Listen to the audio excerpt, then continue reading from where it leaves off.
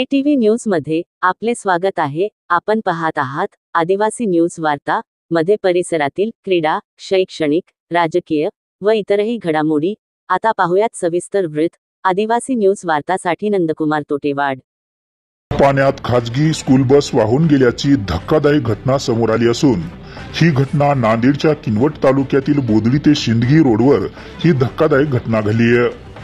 या घटनेमध्ये school bus चालक वाहून गेल्याची प्राथमिक माहिती समोर येत असून चालकाचे नाव प्रेमसिंग मोहन पवार असल्याचे समजते।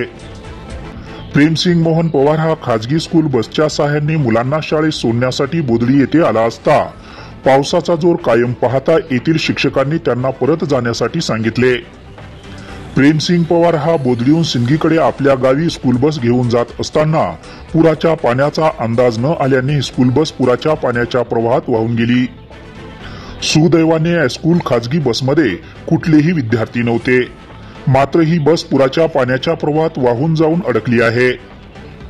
खाजगी बस चालक प्रेमसिंग मोहन पवार याचा अद्याप पत्ता लागलेला नाहीये अशी माहिती समोर येत असून या चालकाचा कुठे शोध लागल्यास त्याला जवळ करावे अशी सोशल मीडियाच्या माध्यमातून आता मदतीची हाक मागण्यात येत आहे।